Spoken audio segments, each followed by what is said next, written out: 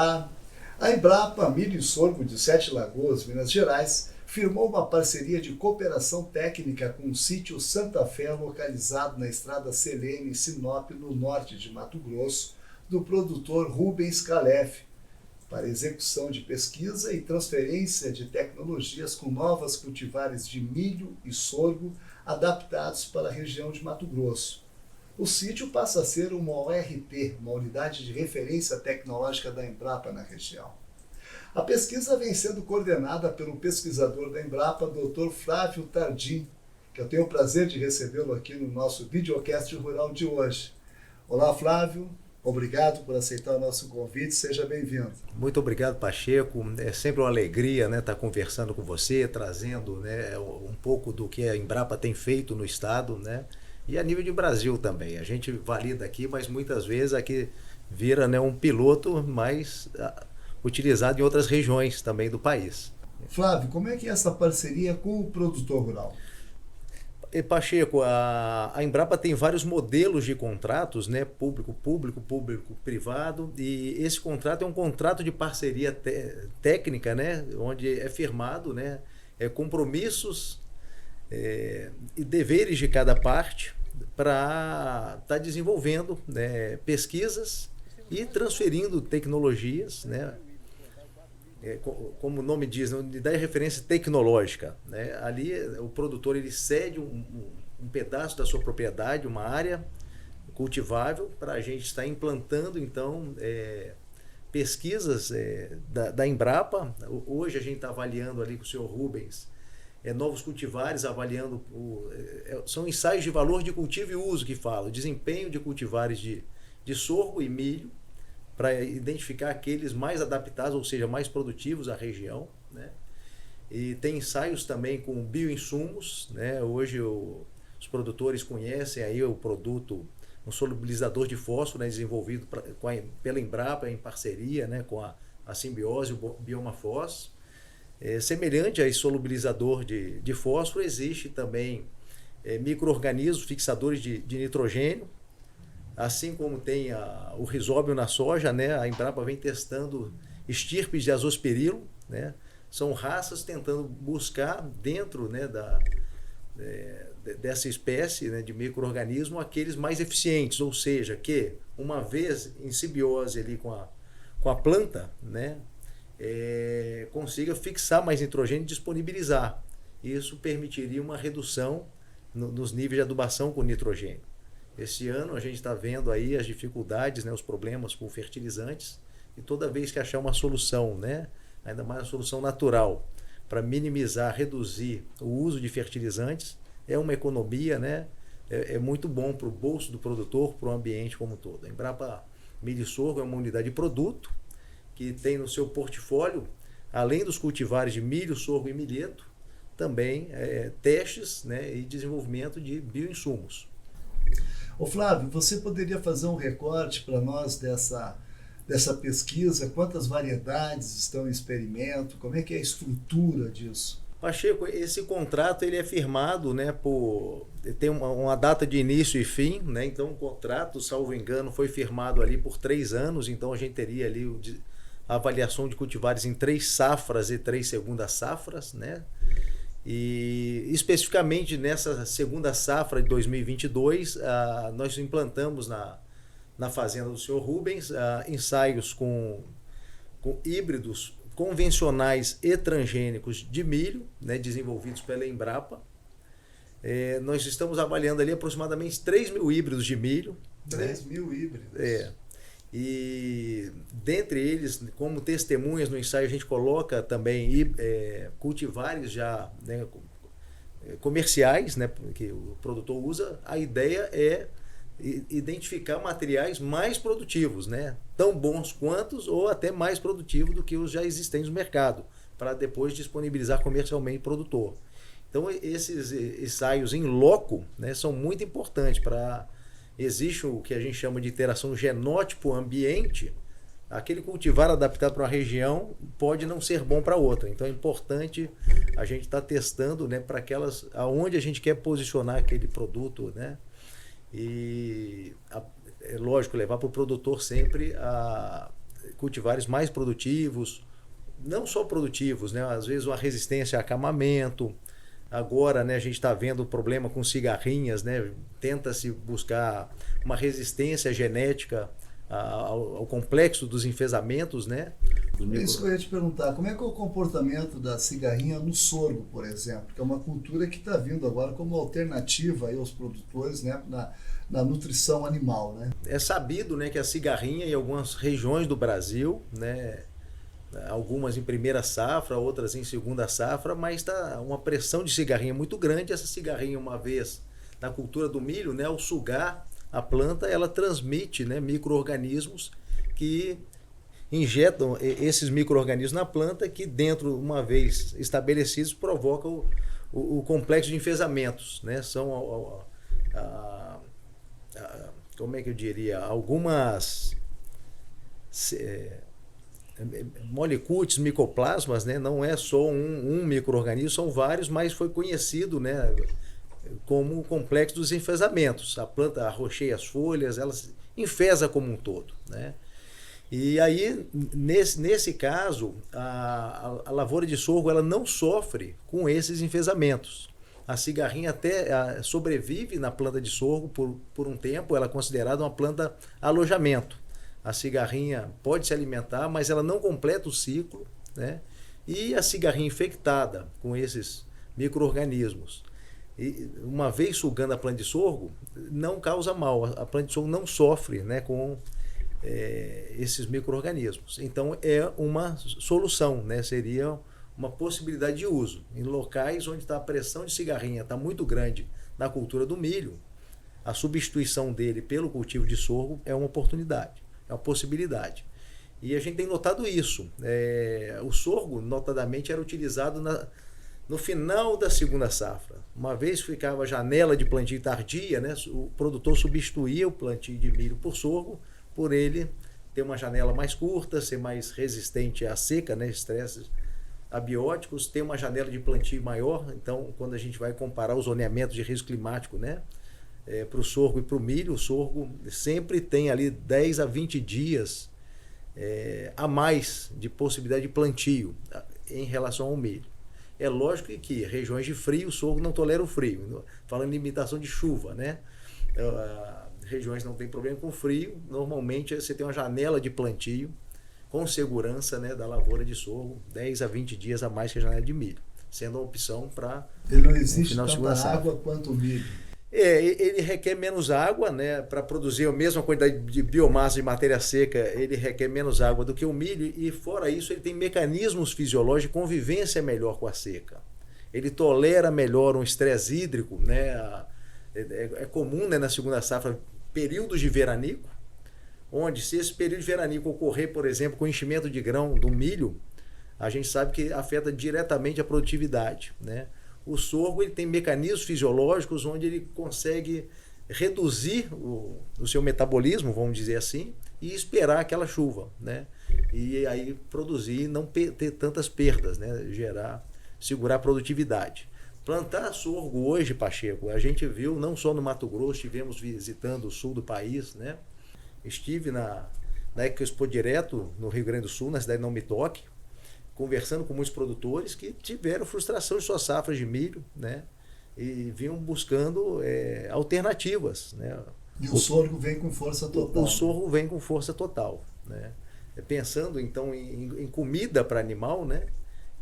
Foi muito buscado não só o sorgo, como o capim-elefante. O capim-elefante, às vezes, a limitação dele é uma grande expansão de área por não ser cultivado por semente, né? Ser propagado vegetativamente. E o sorgo, por ser propagado por semente, né? E com as mesmas plantadeiras e colheitadeiras que os produtores já têm na sua propriedade, ele entra como uma alternativa, sim, né? De complementar ao milho. Então, o produtor, aí, visando o plantio direto, ele tem utilizado muito o ponta negra pelo volume de massa que ele deixa no solo para fazer o verdadeiro plantio direto, né? Sim, sim. Então, foi até uma matéria, né, do seu canal, Pacheco, o BRS Ponta Negra, né, uma variedade forrageira, O sorgo, muitas das variedades forrageiras que tem no mercado, ele é sensível ao fotoperiodismo, é considerado uma planta de dia curto, ele floresce precocemente quando plantado em segunda safra, onde as noites são mais longas, né? Ele tem o estímulo a florescer precocemente. O Ponta Negra, ele tem uma sensibilidade menor, onde ele consegue em segunda safra o produtor fazer uma boa lavoura de soja e plantar e ter um bom volume de massa, né? Foi identificado aí, né, que o Ponta Negra mitiga nematóides, né, do gênero Pratilencos, que é uma dor de cabeça para o nosso produtor. E em segunda safra, a gente tem visto lavouras aportando ali 50, 60 toneladas de matéria verde, né, que vai deixar ali no final de 12 a 15, 18 toneladas de matéria seca por hectare. É uma boa palhada, Pacheco. Aliás, esse sorgo Ponta Negra revolucionou aqui a região médio-norte de Mato Grosso, porque o produtor estava visando a formação de palhada ali para fazer o plantio direto. E o Hamilton Baggio, lá de Vera, né, um produtor de Vera, descobriu os benefícios aí para inibir o desenvolvimento de nematóide. Como é que foi essa história? Isso aí deu uma revolucionada aqui na região. Os produtores passaram a plantar muito depois daquela matéria que nós fizemos. Né? Sim, Pacheco. Foi uma grande surpresa, né, quando o Hamilton esteve na Embrapa Agrosilvio e Pastoril nos procurando, né, e dizendo, olha, eu sofro há 10 anos com nematóide nas minhas áreas, já fiz de tudo que o senhor pensar, né, já revolvi solo, meu solo é arenoso, tive problemas com erosão, né? Eu já plantei crotalária. A crotalária é uma espécie que a gente sabe que mitiga nematóide, mas por ser uma leguminosa, a decomposição dessa palhada é rápida, né? E os volumes deixados também não são os maiores, né? E ele falou, não dá para, né, no meu caso, usar a crotalária, né? Porque o solo, algumas regiões da minha área são muito arenosas. E a solução que eu tive foi o Ponta Negra. Deixar bem claro para quem está nos assistindo, não é todo sorgo que controla. Né? Esse foi um caso específico da variedade Ponta Negra. Isso, identificamos no germoplasma da Embrapa alguns outros produtos também. Né? O primeiro a ser validado, né, comercialmente foi o Ponta Negra. Tem o BRS 373, que é um cultivar sorgo granífero, que a gente também identificou. Essa mitigação de nematóide, fatores de reprodução baixos de nematóide.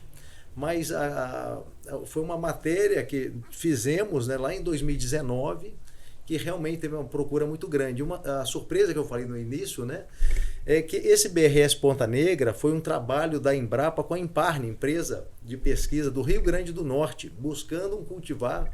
O sorgo é tolerante à seca, mas buscava se existe algum cultivar mais tolerante, e o Ponta Negra, por suas características, mostrou que poderia ser passível de recomendação para o Nordeste brasileiro, para regiões de extrema seca, né, vamos dizer assim. Então ele foi lançado inicialmente como resistente à seca para o Nordeste. Uma vez identificada essa mitigação de nematóide, esse baixo fator de reprodução de nematóide e produção de palhada, ele migrando para o Centro-Oeste, né, primeiramente aqui a maior difusão a nível de Mato Grosso, pegando lavouras, né, pós-soja, lavouras adubadas e um volume de água melhor, ele mostrou o potencial vegetativo que tem e está servindo como solução. Hoje tem produtores que o plantam e entram com o rolo faca antes da colheita, né? Quando inicia o florescimento, justamente só para palha para o sistema. Né? Alguns outros eles deixam o Ponta Negra crescer, secar, né? Produzir grão e ainda colhem o grão da planta. Né? E ele vai deixar um bom volume de grão além dessa palha, que vai pagar o óleo diesel, vai pagar o trator e ainda gerar lucro ao produtor. Né? Lembrando que o grão do Ponta Negra ele contém tanino. O tanino, ele complexa, né, nutrientes na alimentação de monogástricos. Então, esse grão não é recomendado para aves e suínos. Não é tóxico, mas ele complexa, o animal se alimenta e não converte em energia. Né? Não ele tem acaba, conversão alimentar. Não tem conversão alimentar. Mas o nível de tanino dele não é problema para ruminantes, é problema para monogástricos. Né? Então, tem sido direcionado o grão para confinamentos, para ração. Isso é interessante. Bovina. Né? Dentro de todas as variedades, existe aquela variedade adequada para a necessidade de cada produtor. Né? Sim, sim. No passado, infelizmente, a cultura do sorgo tem alguns mitos associados a ela. O sorgo esgota a terra. O sorgo tem toxina, né? O tanino é mau para o animal, né? O tanino não mata o animal, o tanino não engorda aves e suínos, mas a concentração de tanino é adequada para se dar para bovinos. A gente pode substituir. Engorda boi. Engorda boi mais barato do que o milho. Ele entrega, né, a energia do grão de milho, 90-95% da energia do grão de milho, num preço de mercado muito mais acessível. Então eu faço aí carne mais barato, né? E a questão, o sorgo esgota a terra. Não é verdade. No passado, ele era colocado nas áreas mais marginais e sem investimento. Hoje, o melhoramento genético botou materiais no mercado com melhoramento que respondem à adubação, né? O produtor hoje aprendeu a fazer sorgo, tem aprendido a cada dia. A cultura do sorgo é fácil. Tem alguns segredinhos para ter uma boa lavoura de sorgo. A gente deve plantar no limpo, né? Plantar no limpo, fazer uma boa dessecação da sua área antes da implantação da cultura. Eliminar as ervas daninhas. Porque o sorgo, pós a emergência do sorgo, a gente só tem a atrazina, né, como herbicida, e a atrazina não segura a folha estreita.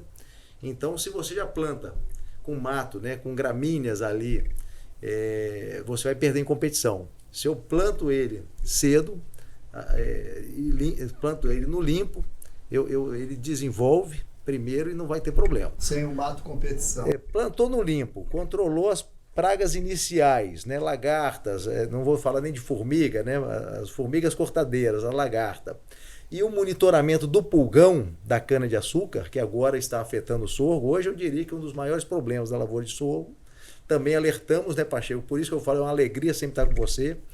Em 2019 a gente observou, né, um crescimento muito grande da pressão do pulgão da cana-de-açúcar. Ele chegou no Mato Grosso. Foi outro problema, né? Até na estação experimental aqui da Embrapa Agro-Silvio Pastoril, né? Isso, sempre. Uma infestação lá que o sorgo estava acamado, né? Sim, sim. Né? Se o produtor não controlar, né, ele vai ter problema. O pulgão é de fácil controle, mas é importante que o produtor não perca o time, o momento de aplicação. Esse pulgão da cana, ele passou a ser identificado aqui na região a partir de quando, Flávio? Olha, Pacheco, eu estou aqui trabalhando, né, desde 2011. As primeiras pressões maiores na minha área, ali junto à Embrapa Agro-Silvio Pastoril, foi a partir de 2019. 2018 tinha relatos já no Goiás, São Paulo, e a gente viu crescendo, né? A partir de 2019 foi um problema, e agora é Brasil como um todo. Eu recebo, né, telefonemas, mensagens de e-mails, Goiás, Mato Grosso do Sul, né?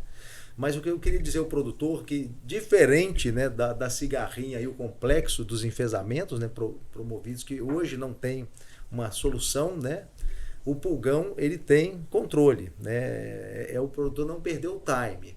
A orientação dos nossos entomologistas, né, é que faça-se uma vistoria nas lavouras, um monitoramento, e identificando colônias em 20% das plantas, colônias médias que a gente diz, né, entre com controle. Não espere mais do que isso, senão a população explode, né, no modo de dizer, e vai ficar vai ficar problemático. Vai ter que fazer várias pulverizações ao longo do ciclo, encarecendo a lavoura. Mas se o produtor fizer, né, o manejo integral de pragas, o monitoramento, e entrando com controle até essa população de 20% de infestação, ele não vai ter problema com o pulgão da cana do sorgo. Ô Flávio, voltando lá no sítio Santa Fé. Vamos lá. Experimento com milho, você falou que tem mais de 3.000 híbridos, né? Perfeito. Que tamanho são essas parcelas? E como se trata de um experimento, você está utilizando uma colheitadeira de 2 linhas, né? Qual é o tiro dessa colheitadeira de 2 linhas? Ah, sim, isso é muito importante. O Pacheco pode falar, mas como que o Flávio vem lá da Embrapa Milho e Sorgo plantar, né? As plantadeiras, as colheitadeiras experimentais são bem diferentes dos produtores. Parceria com a Agro-Silvio Pastoril daqui. Isso. Agradecer, né, de primeira mão, né, a todos da Agro-Silvio Pastoril, o pessoal de apoio nos ajuda muito, mas então, em nome da Agro-Silvio Pastoril, a nossa chefe geral, a Laurimar, nosso chefe P&D, o Rafael Pita, né, essa parceria, né, mostrando que a Embrapa é uma só a nível Brasil, né, por administração tem os CNPJs locais, mas é sempre importante, né, mostrar esse entrosamento, né, entre equipes. Então a equipe, a Embrapa Milho e Sorgo, ela manda uma equipe, né, o Flávio Tardim, que avalia, né, mensura os dados da pesquisa. Comigo vem sempre um tratorista para operar as máquinas, um assistente de campo, né, que já tem toda a habilidade aí para condução e coleta de dados. E o maquinário é o apoio, então, da Embrapa Agrosilvopastoril, né, que nos empresta caminhonete, caminhões, prancha para transportar esse maquinário, né, e para fazer isso tudo. Voltando às parcelas experimentais, existem protocolos, né, de pesquisa, do melhoramento. A gente segue normalmente nos ensaios finalísticos, que são aqueles para lançar no mercado, né, existe um protocolo do Ministério da Agricultura que tem que ser obedecido, o número de repetições, o tamanho de parcela, né? O exemplo do sorgo, do milho, né? São fileiras de 5 metros de comprimento, 4 fileiras, colhendo as 2 centrais, né? Dados com repetição, dentro de um delineamento experimental, né? Respeitando-se depois a análise, né? Que o coeficiente de variação obtido, que aí são modelos matemáticos, enfim, para o nosso telespectador entender, mas existe toda uma análise estatística ali, né, robusta, e medidas de dispersão que diz se o ensaio foi bem conduzido ou não. Se a gente teve problemas no campo e não conseguiu aquela precisão que a ciência necessita, né, para validar. Não, esse ensaio, realmente a resposta dele é verdadeira, né?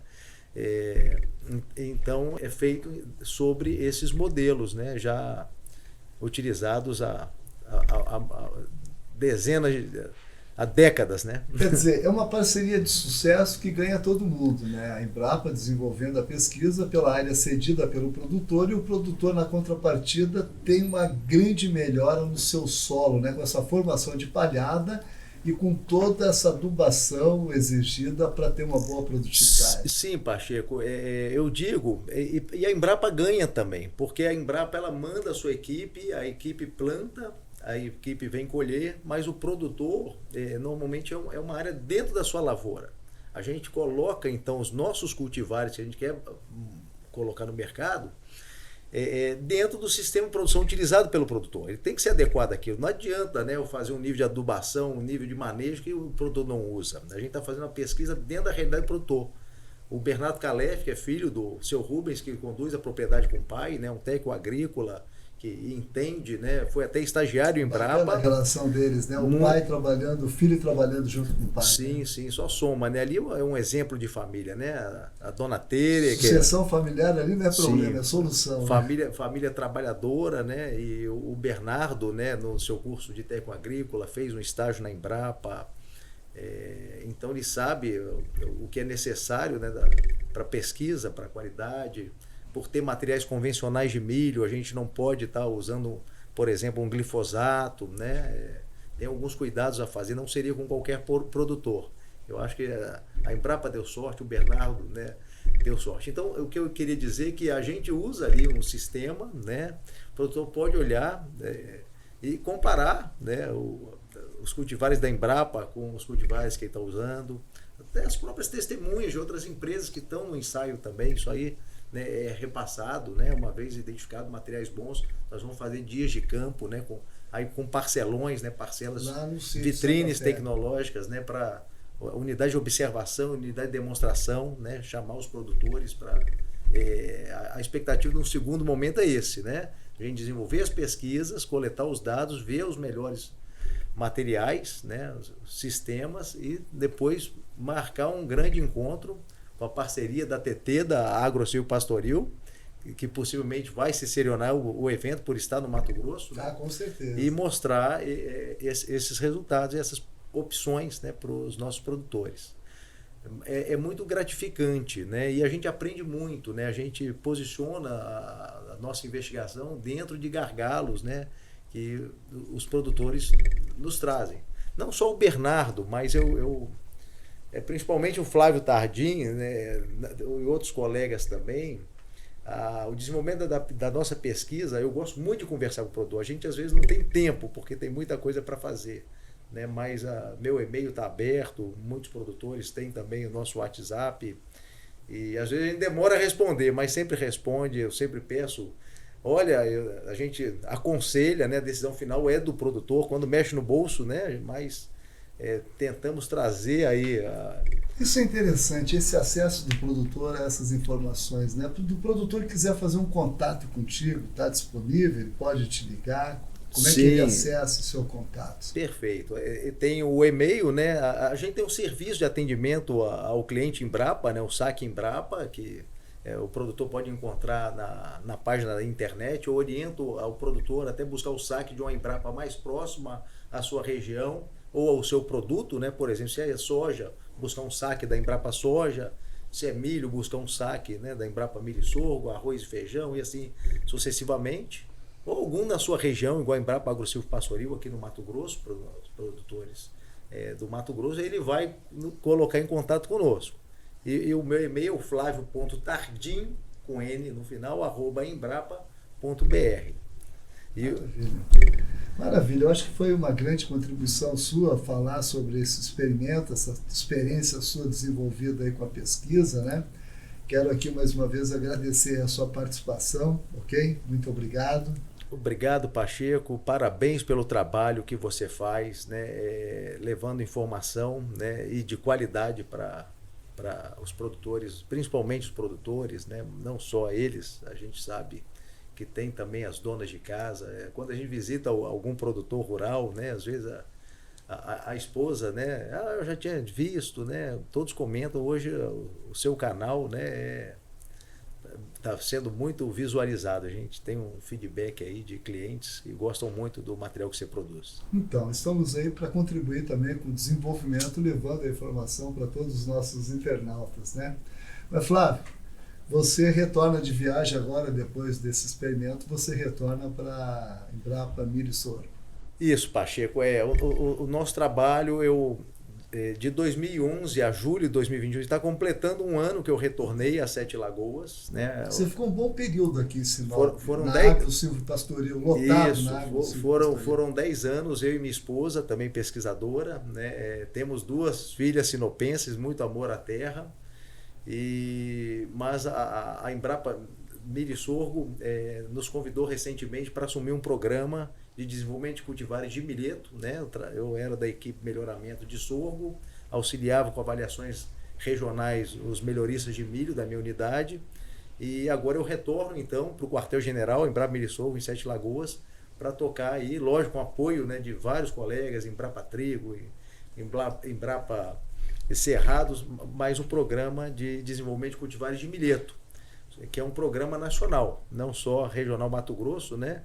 Mas a gente vai desenvolver cultivares de milheto para pasto no sul, para palhada no centro-oeste, para grão, né? A Anvisa pode ser matéria de um próximo programa, Pacheco. Pode ser, mas a próxima pauta, né? Isso, a Anvisa reconheceu a partir de 2022 o milheto como um cereal para alimentação humana. Olha, né? só. É um cereal que não contém Granífero. glúten, não contém glúten, né? Pode ser utilizado para pessoas celíacas, com muitas qualidades nutricionais, né?